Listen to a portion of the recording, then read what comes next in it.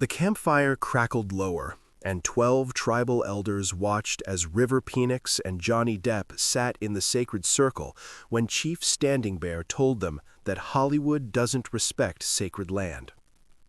Pine Ridge Reservation, South Dakota, December 1992.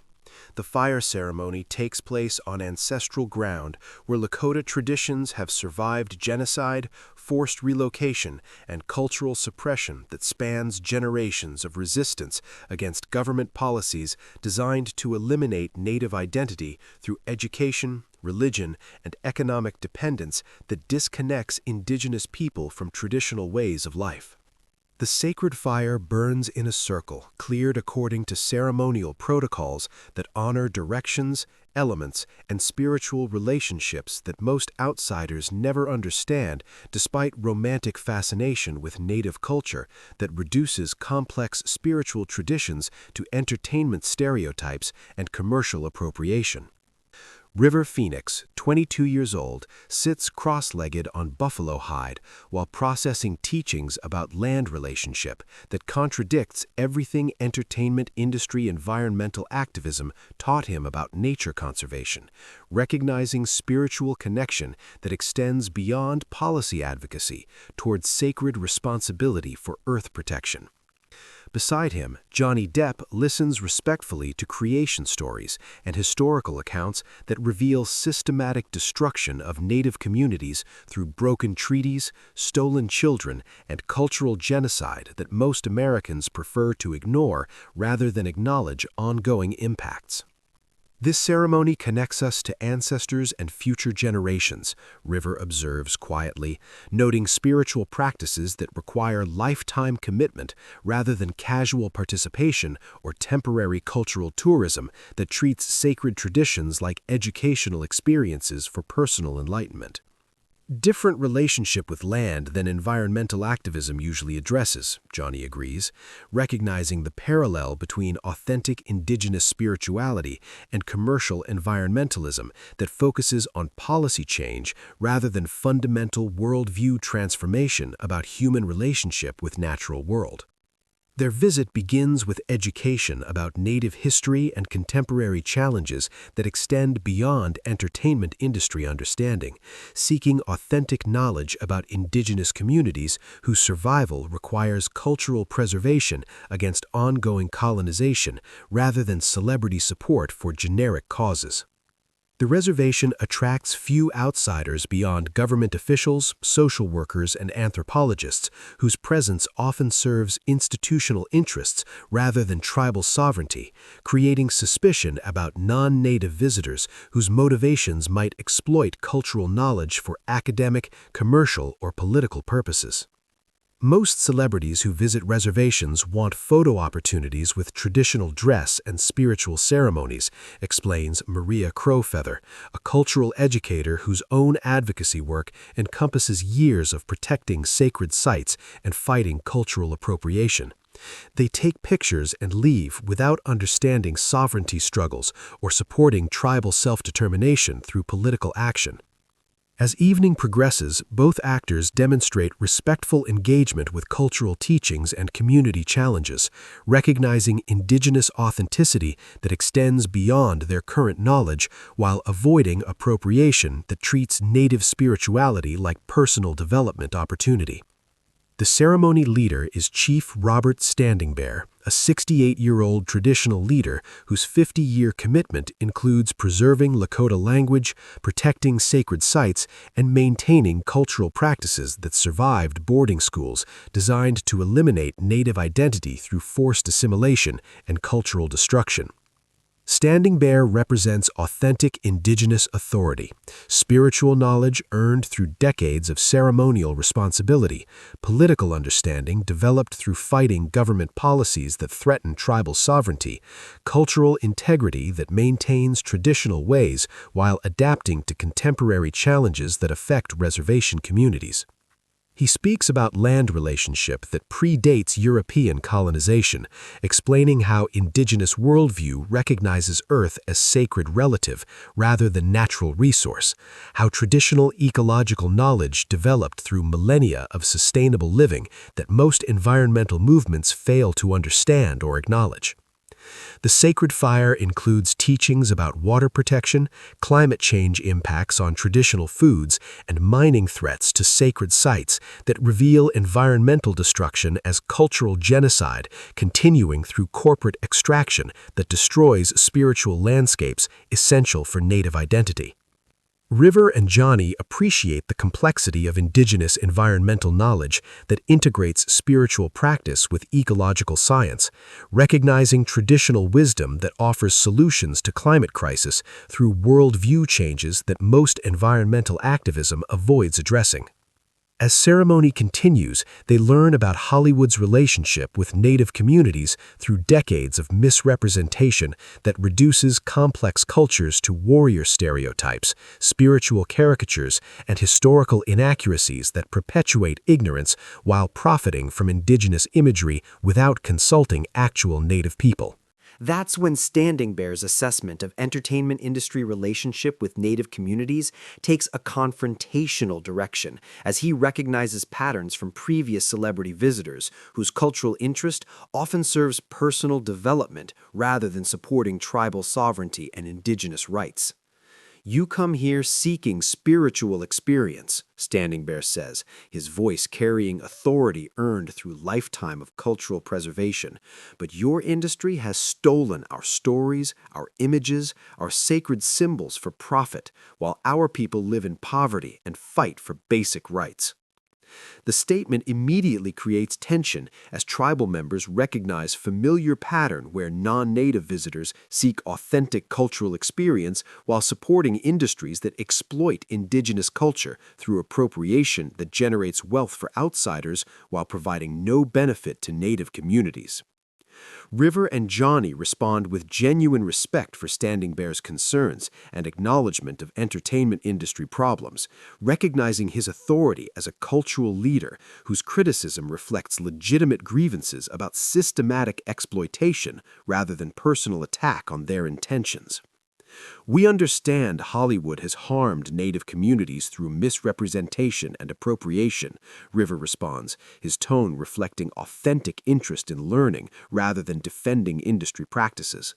"We want to understand how entertainment industry can support indigenous rights rather than continuing patterns of cultural exploitation." Standing Bear recognizes their sincere concern while maintaining cultural protection that distinguishes genuine allies from visitors whose interest serves personal purposes rather than supporting tribal sovereignty and indigenous self-determination that requires political action beyond cultural appreciation. As fire burns lower, conversation deepens toward specific examples of Hollywood's relationship with Native communities, films that misrepresent tribal histories, spiritual practices commercialized without permission, sacred symbols used as fashion statements by designers who profit from indigenous imagery while ignoring poverty and discrimination affecting reservation communities. Standing Bear shares stories about sacred sites threatened by mining and development that government agencies permit despite treaty protections, explaining how environmental destruction connects to cultural genocide that continues through corporate extraction supported by policies that prioritize economic development over indigenous rights.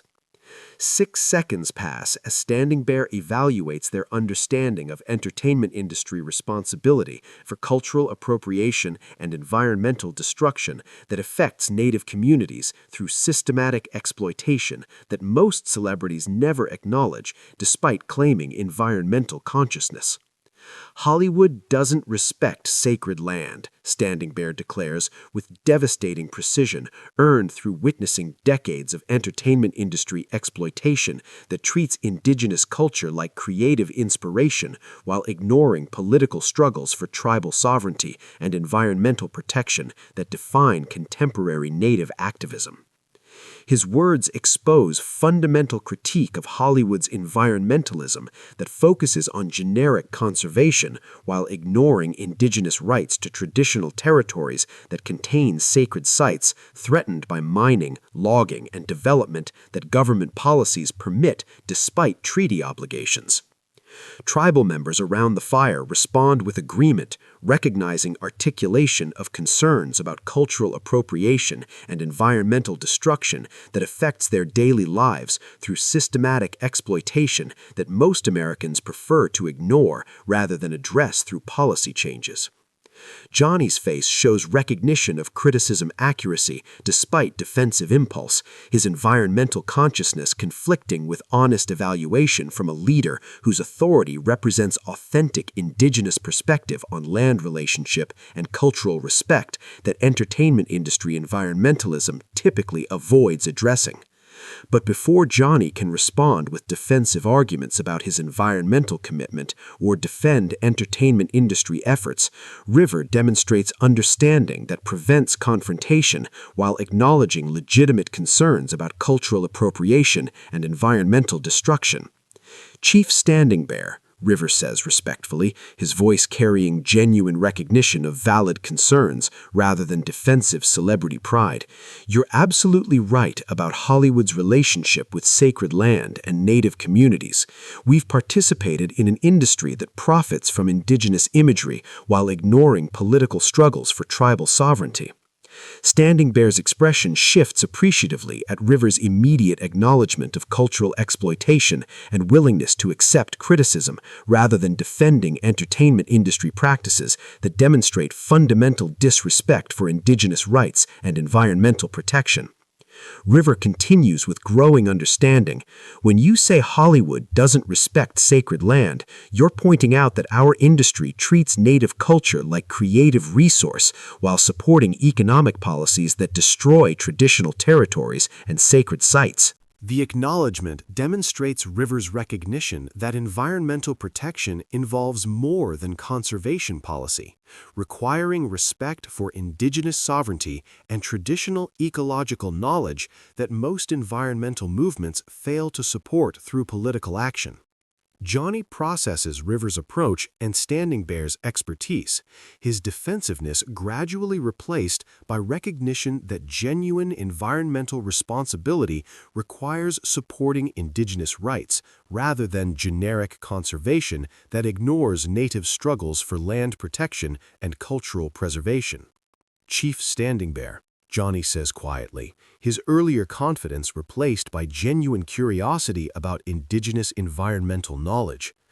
I want to understand how to support native environmental protection and cultural preservation, rather than continuing industry patterns that exploit indigenous knowledge while ignoring political struggles.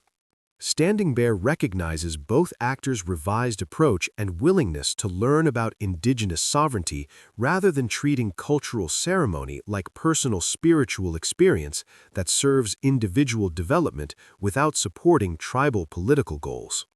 Over remaining evening, Standing Bear shares perspective about traditional ecological knowledge, sacred site protection, and political organizing that supports indigenous rights through sustained action rather than cultural appreciation that provides personal satisfaction without creating policy changes. The ceremony concludes with growing respect as two celebrities demonstrate genuine willingness to learn about indigenous sovereignty rather than treating cultural experience like spiritual tourism that serves personal development without supporting tribal political struggles. Years later, both actors speak about Pine Ridge as educational about cultural appropriation, environmental justice, and indigenous rights that requires supporting tribal sovereignty through political action, rather than cultural appreciation that serves personal development without creating systemic changes. Standing Bear occasionally references that fire ceremony as example of how celebrity interest can become meaningful support when famous people choose learning about political struggles over spiritual tourism that treats indigenous culture like personal development opportunity. 6 seconds around sacred fire in 1992. one moment when entertainment industry environmentalism met indigenous sovereignty, before humble recognition enabled educational dialogue about supporting tribal rights rather than appropriating cultural knowledge for personal spiritual development. The ceremony concludes with growing respect as two celebrities demonstrate genuine willingness to learn about indigenous sovereignty rather than treating cultural experience like spiritual tourism that serves personal development without supporting tribal political struggles.